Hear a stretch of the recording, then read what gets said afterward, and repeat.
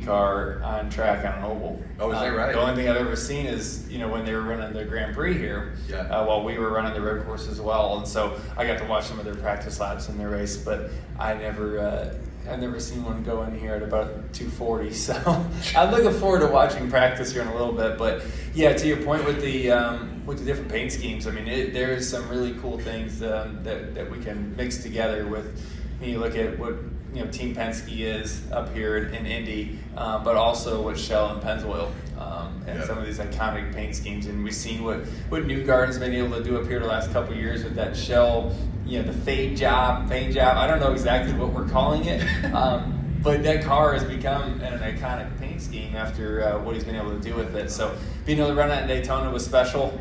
Wish we were able to finish the race and have a shot, but it did look good up front. We led a lot of laps with it. That was neat. And now, with the yellow sub, everybody knows the yellow submarine paint job and how iconic that is to the IndyCar series, to Rick Mears and what McLaughlin's been able to do with it here in the last couple of years as well. To be able to transition that into stock cars, right?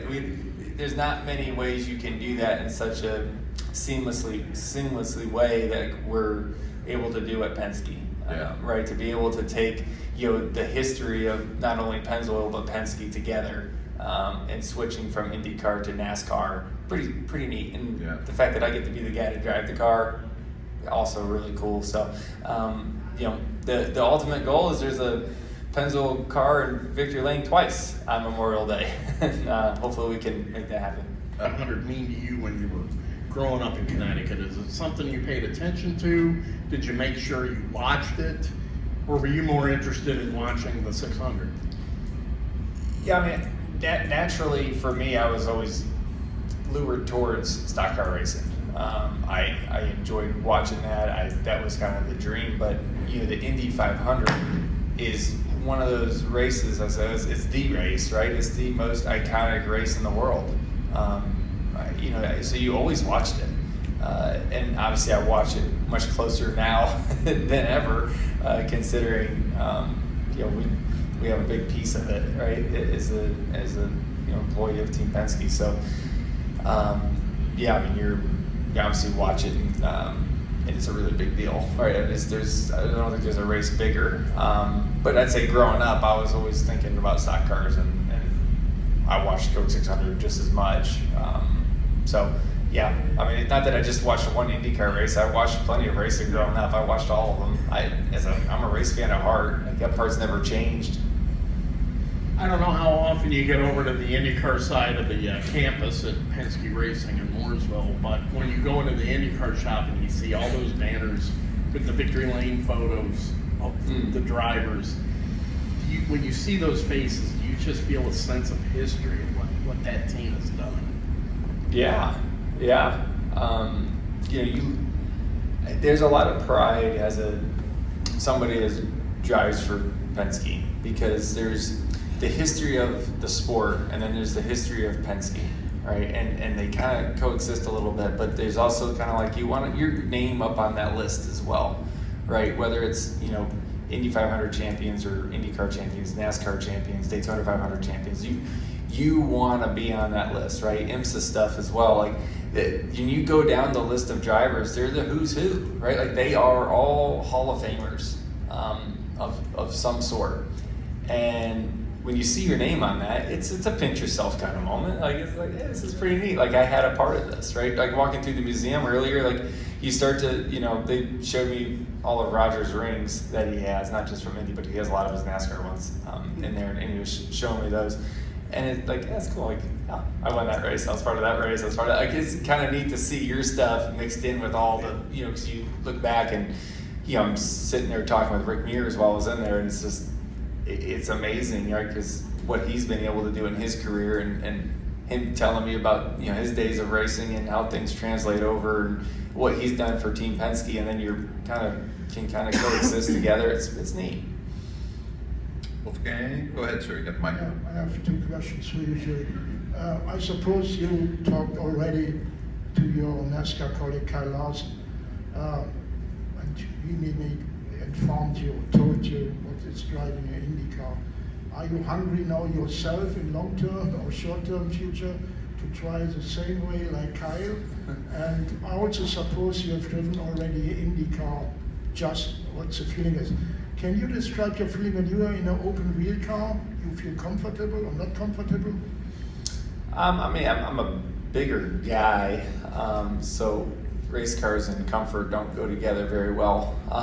But you make yourself fit, you make it work. In NASCAR, you have a roof. I got a lot more stuff around me. It's much nicer from that perspective. I don't know, to answer your question, I have a hard time taking anything away from what I'm doing in NASCAR right now.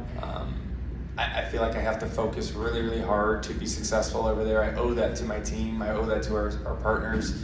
I don't want to take that away while I'm racing full-time in Cup. Because I'm just the kind of person, if I'm going to do it, I got to do it 100%. And I don't want to come here to just say I'm in the race or just to say I ran a race. That doesn't do it for me. If I can't win, I'm not going to try.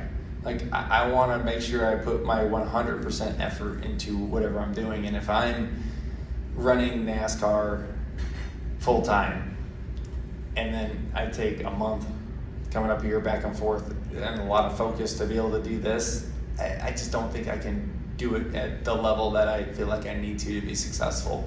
That is in no way a knock on Kyle Larson and what he's doing. I think he's a special breed that can just jump in and go, right? He's a freak, right? He can do a lot of stuff. For me, it's a little different. I feel like I gotta really focus in. Eric? Yeah, a lot of drivers talk about the feeling they get coming around the tunnel here. What's the feeling coming here today, knowing that you're not getting in a car, but you're here during the month of May during the Indy 500 practice day? I know you haven't seen the cars go by yet, but just kind of curious your feelings kind of coming here today.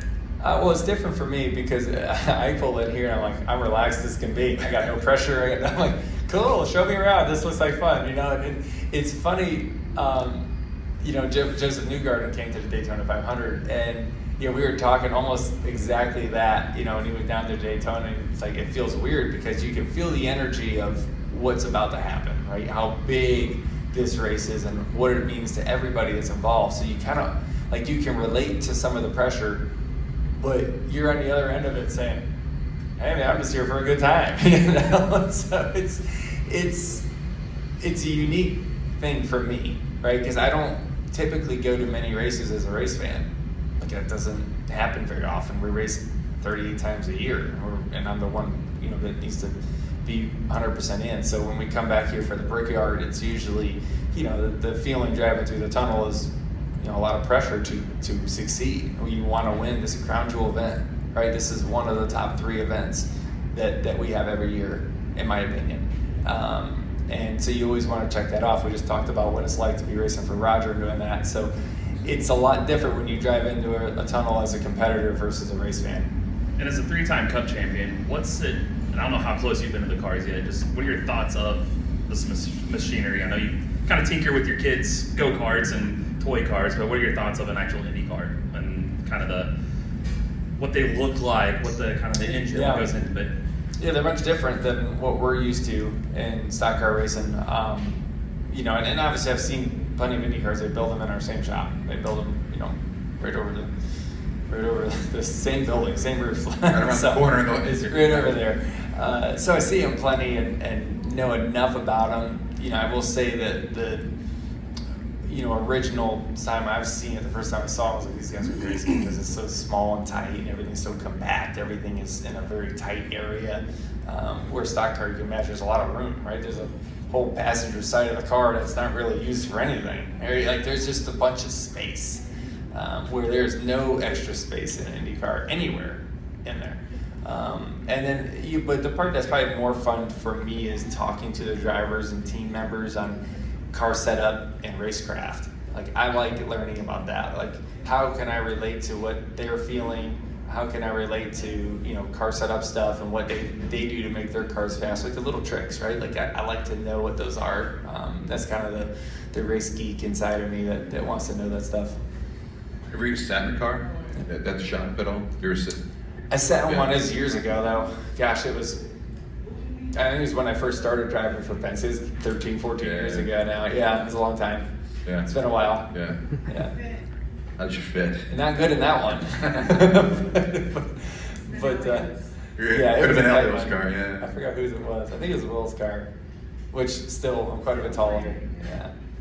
Steven Stump of FrontStretch.com here. Come back for more great racing videos, and if you like us, don't forget to hit that subscribe button.